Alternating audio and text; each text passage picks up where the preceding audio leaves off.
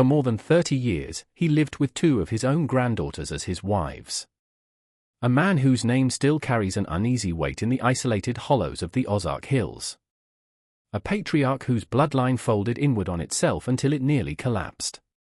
This is the disturbing true account of Jeremiah Blackwood, born in 1898, a figure whose secluded family compound became the center of one of the most extreme and unsettling cases of familial intermarriage ever uncovered in American history. When authorities finally arrived in 1967, they encountered a situation so severe it permanently reshaped how genetic isolation in rural America was understood. Hidden deep within the Ozark Mountains of southern Missouri, the Blackwood family had existed almost entirely cut off from the modern world.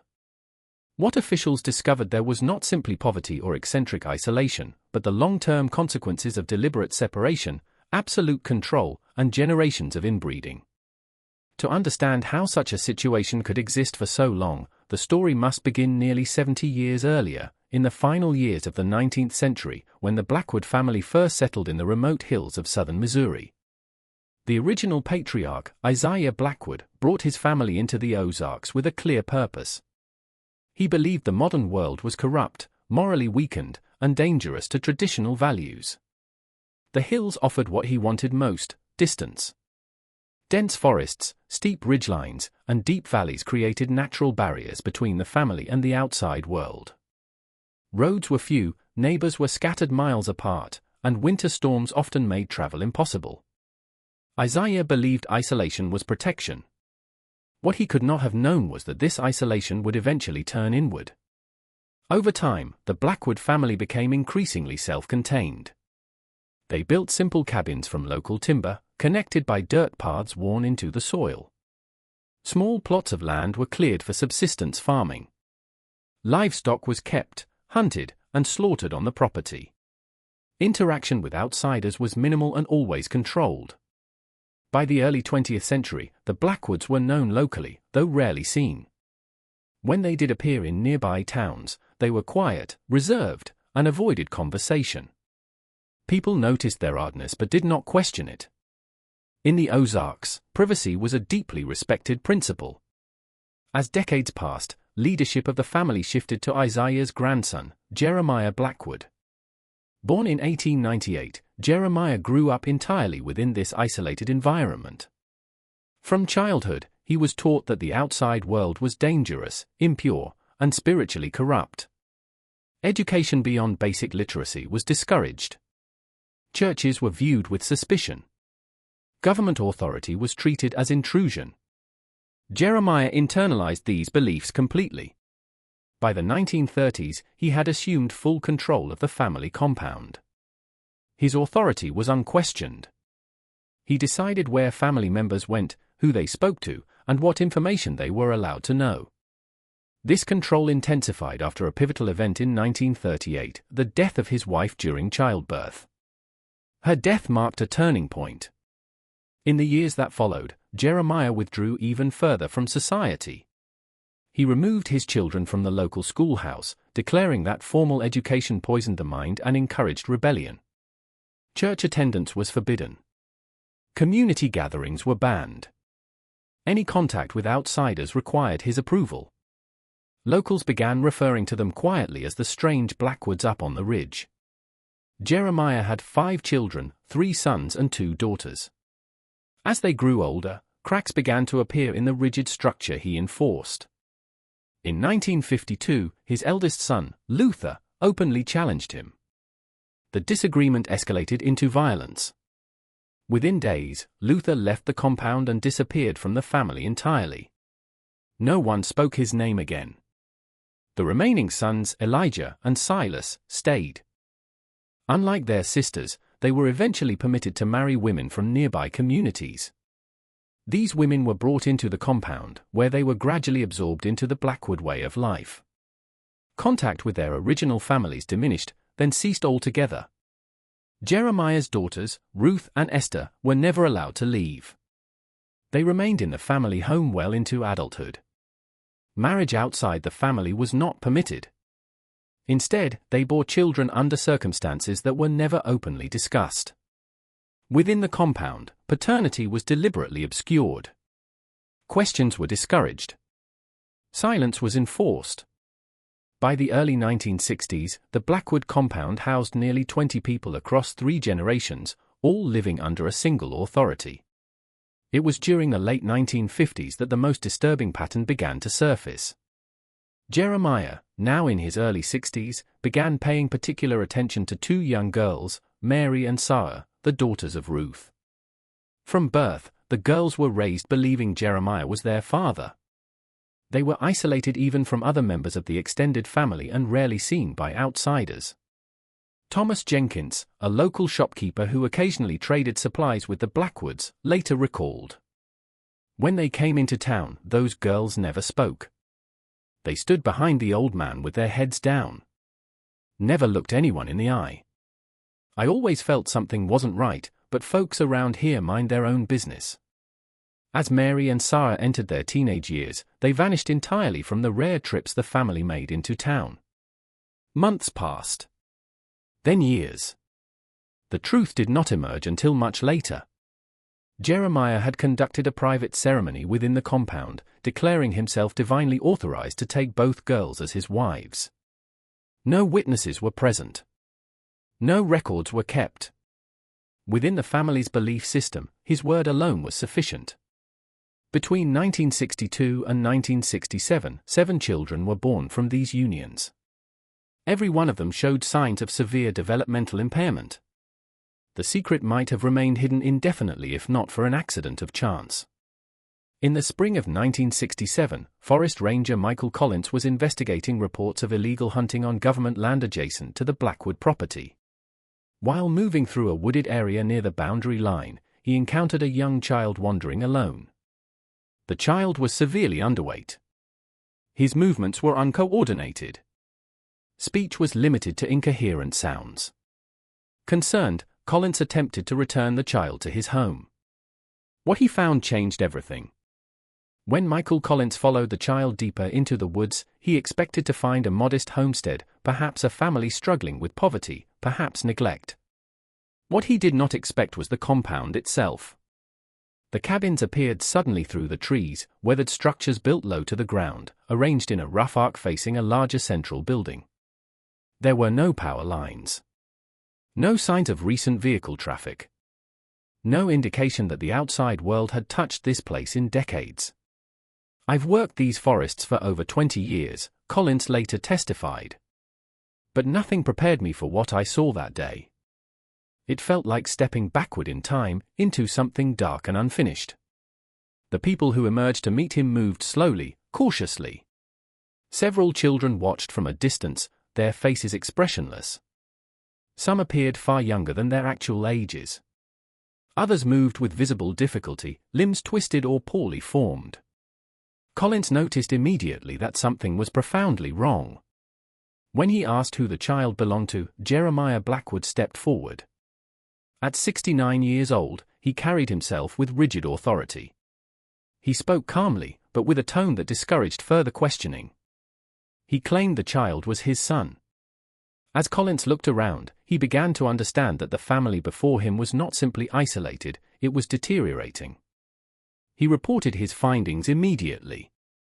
Within weeks, state authorities returned to the Blackwood property, accompanied by social workers, medical professionals, and law enforcement. What they uncovered exceeded even Collins's worst fears. The living conditions were primitive.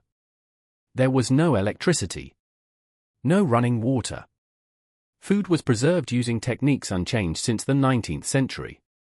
Oil lamps provided light. Wood stoves supplied heat. An outhouse served the entire compound.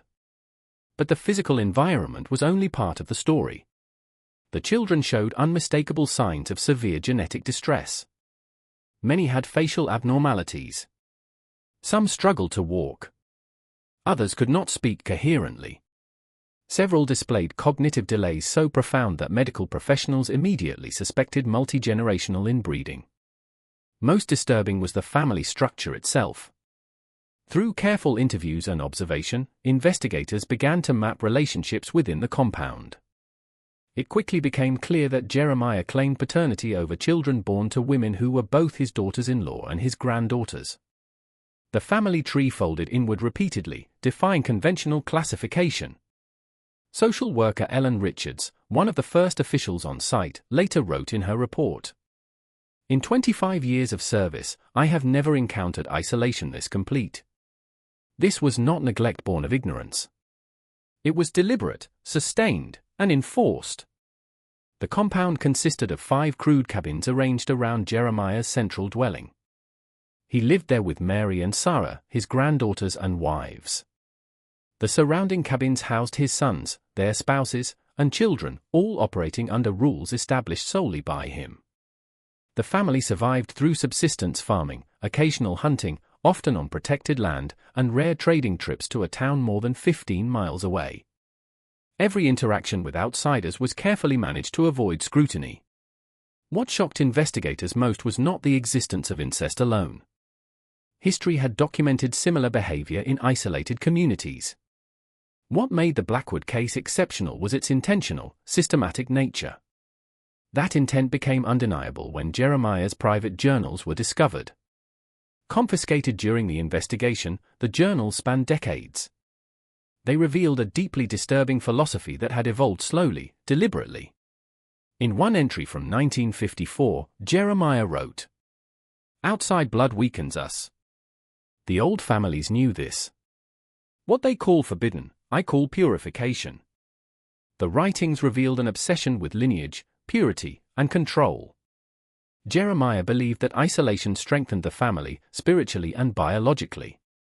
He interpreted illness and deformity not as genetic consequence, but as evidence of corruption from external influence. Medical professionals were called in to evaluate the family. Dr. William Hayes, a geneticist consulted on the case, explained the reality investigators were witnessing. What we saw was a classic example of genetic collapse caused by extreme inbreeding. Recessive disorders that are rare in the general population became common because the gene pool was so limited. The 7 youngest children, the offspring of Jeremiah and his granddaughters, exhibited the most severe effects. All had reduced cognitive function. 5 displayed visible physical deformities, including malformed limbs and cleft palates. 2 suffered near blindness from congenital cataracts. 1 child, 5 years old, could not walk at all. But the physical consequences told only part of the story. The psychological state of Mary and Sarah revealed the depth of Jeremiah's control. Taken as wives when they were 14 and 15, they referred to Jeremiah only as father. They showed no recognition that their situation was abnormal. They believed their relationship was sacred, divinely sanctioned. Psychologist Dr. Margaret Wilson, who conducted early evaluations, described their condition. They had no framework for understanding normal family relationships. Their isolation was so complete that they lacked any reference point to judge what was happening to them. They had been taught that the outside world was evil, corrupt, and dangerous. Jeremiah's authority was absolute.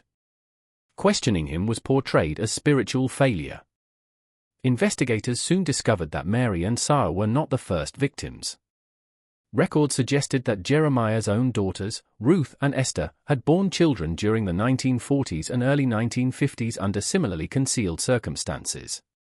Paternity was intentionally obscured in family records. These children, now adults with children of their own, further tangled the family lineage. Geneticists brought in to map the bloodlines described the result as unprecedented.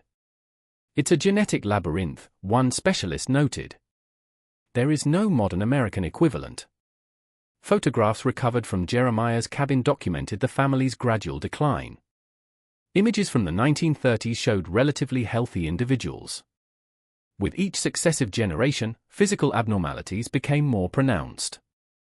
Later photographs depicted children with severe deformities, visual evidence of generations of consanguinity. The compound itself reflected complete separation from modern America. By the late 1960s, most rural Missouri households had electricity, plumbing, and access to radio or television. The Blackwoods had none of it. Their children had never seen a television. They had never heard news broadcasts. Some were unaware that humans had walked on the moon. Linguists later noted that the children spoke in an archaic Ozark dialect, words and pronunciations preserved from the early 20th century, unchanged by outside influence.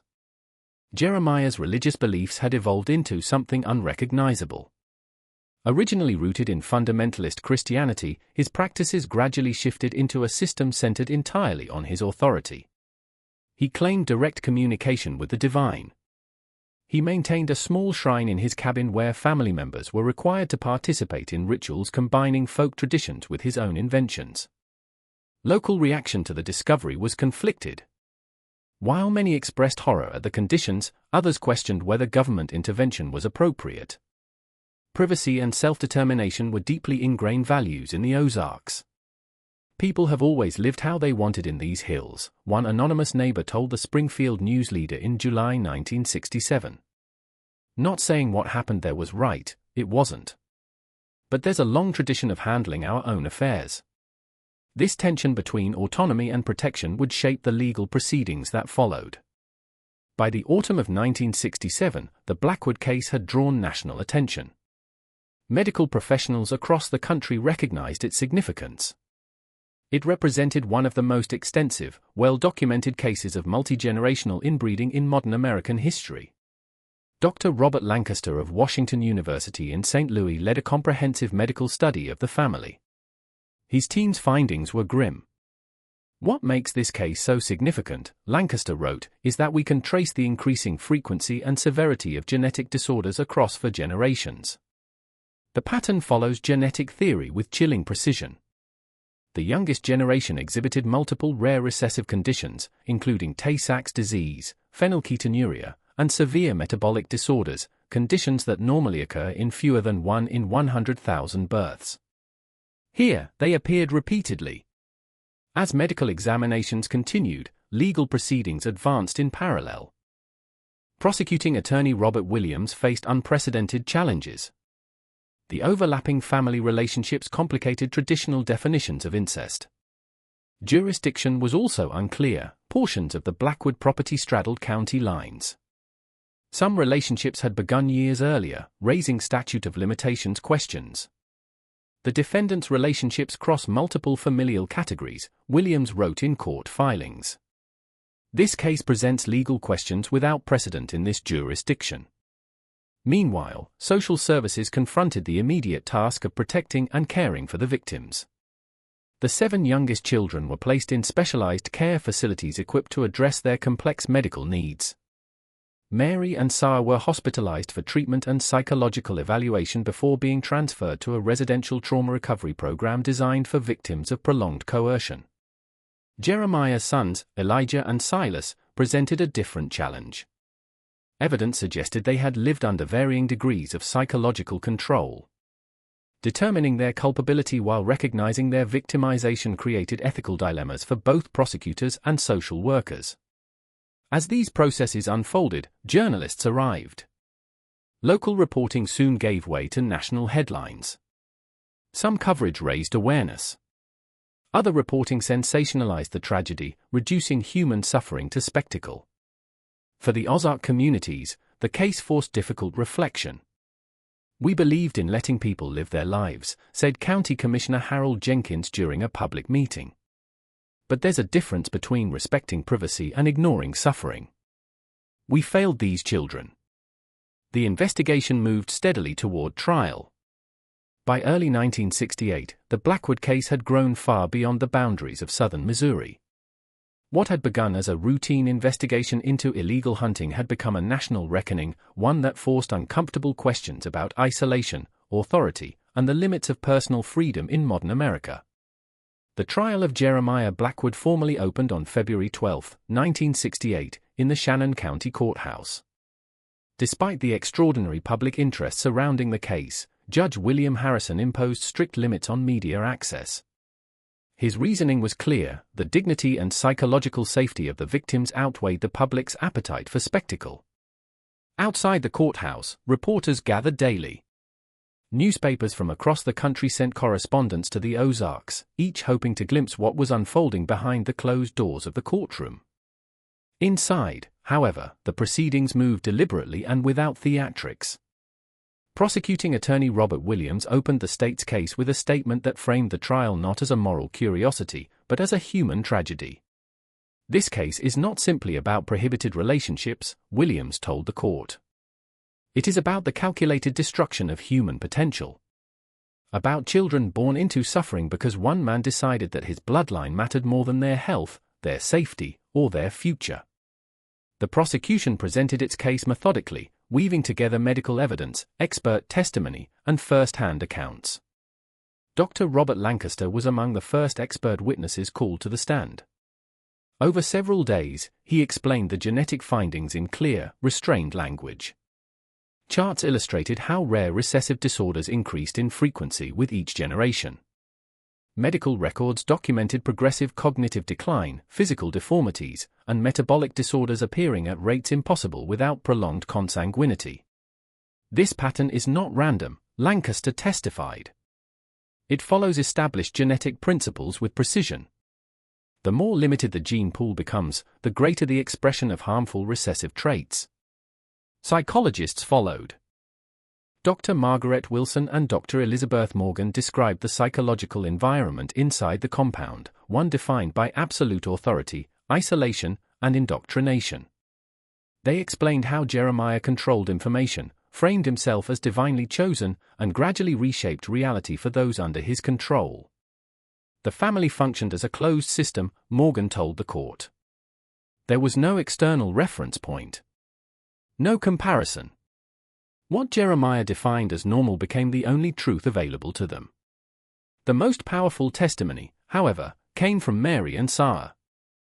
On February 20th, both women entered the courtroom quietly. They spoke softly, often pausing to steady themselves. At times, the proceedings were halted to allow them to regain composure.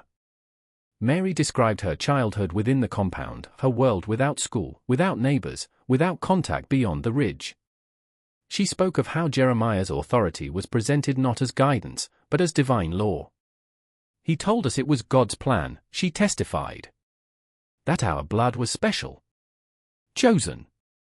When she described the birth of her first child, and the child's visible struggles, her voice faltered. I asked him if we had done something wrong, she said. He told me it was a test of faith. Sarah's testimony revealed the depth of their isolation. I was 21 before I learned that most families didn't live like ours, she said. I had never seen a television. I didn't know people had walked on the moon. The world he created for us was all I knew. The courtroom remained silent as she spoke. The defense faced an almost impossible task. Court-appointed attorney James Thornton acknowledged the overwhelming evidence but attempted to shift the focus toward Jeremiah's mental state. He argued that decades of isolation had distorted his client's understanding of social norms and legality. My client constructed a world based on deeply misguided beliefs, Thornton said. His actions, reprehensible by our standards, were consistent within the reality he created. This raises serious questions about his capacity to distinguish right from wrong as society defines it. The prosecution responded swiftly. They introduced excerpts from Jeremiah's journals, writings that demonstrated not confusion, but awareness. Entries detailed instructions to family members on how to behave during rare encounters with outsiders. He warned them not to speak freely, not to draw attention, not to reveal family relationships. This is not delusion, Williams argued. This is concealment. Medical experts returned to the stand to describe the conditions affecting the youngest children in precise, clinical terms.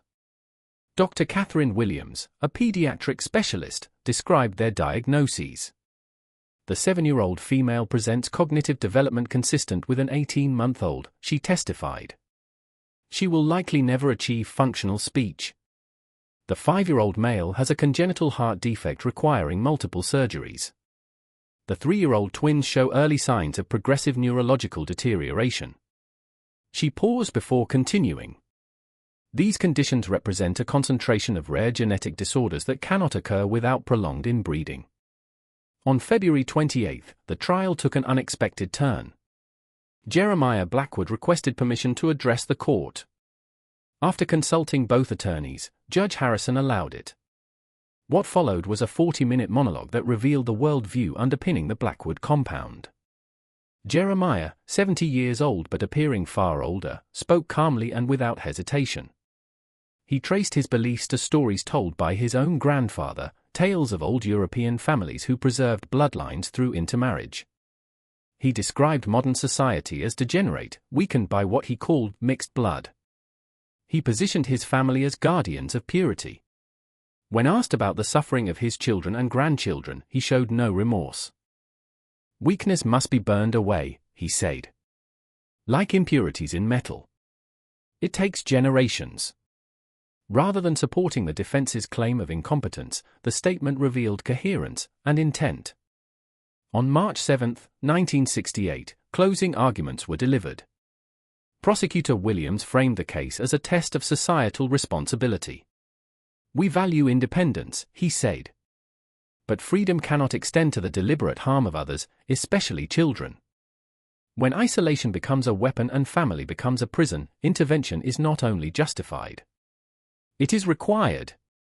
The defense's final appeal invoked cultural tradition and self-reliance. It found little sympathy. After 5 hours of deliberation, the jury returned a unanimous guilty verdict on all counts. 2 weeks later, on March 22, Judge Harrison delivered the sentence, life imprisonment without the possibility of parole, the maximum penalty allowed under Missouri law at the time. In his sentencing statement, he addressed Jeremiah directly. "You caused incalculable suffering," the judge said.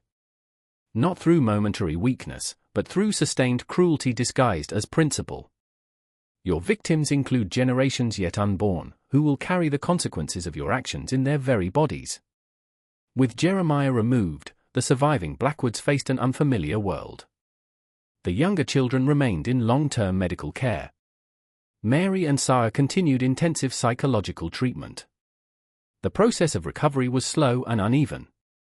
Jeremiah himself remained unrepentant. Prison records show he refused visitors except his court-appointed attorney. He spent his years writing lengthy manifestos expanding on his theories of bloodlines and purification. Psychologists who reviewed these writings found no clinical psychosis, only what Dr. James Peterson later described as a closed logical system built on fundamentally flawed premises and resistant to contradiction. Mary and Sarah eventually left residential care and relocated to a small community in northern Arkansas, where their identities were protected. Sarah demonstrated remarkable resilience. She earned a GED, became an advocate for victims of extreme isolation, and later spoke publicly about her experiences. "I lost 30 years of my life to one man's obsession," she said at a 1985 conference. "My children lost even more. But I refused to let his shadow define the rest of my days." Mary's path was more difficult. She struggled with chronic depression and anxiety. Art therapy provided some relief. Her paintings, haunting, abstract works, were exhibited privately in Kansas City in 1990 under the title Emerging from Darkness. She died in 1997 from complications associated with early-onset dementia, a condition her doctors believed may have been exacerbated by prolonged trauma. The children born from the most extreme consanguineous relationships suffered the greatest consequences. 5 of the 7 youngest died before reaching 30. 2 survivors remain in specialized care facilities, their identities sealed by court order. Jeremiah's sons faced their own reckoning. Most changed their surnames and left the region, seeking anonymity. Elijah Blackwood chose a different path. After serving 2 years for enabling the family's isolation, he returned to the Ozarks and worked with social services to identify other at-risk families. "There are still places in these hills cut off from the world," he said in a 1975 interview. "Not all are dangerous, but the risk is always there." The broader impact of the Blackwood case extended far beyond one family. Medical research benefited from the detailed genetic documentation. Social service agencies developed new intervention protocols. The Blackwood indicators became standard training tools for rural workers. In 1972, Missouri passed legislation, informally known as the Blackwood Law, clarifying the state's authority to intervene in suspected abuse cases, even in remote regions. Similar laws followed in neighboring states. The compound itself was eventually reclaimed by nature. Sold at auction in 1974, it remained undeveloped. A fire in 1979 destroyed most remaining structures. Today, only stone foundations remain, slowly disappearing beneath the forest floor. The Blackwood story stands as a warning about isolation unchecked, authority unchallenged, and the devastating cost of inbreeding across generations. But it is also a story of survival. From extraordinary darkness, some found a way forward. And in remembering them, their suffering serves a purpose. The Ozark Hills still hold secrets. But this one, at last, has been told.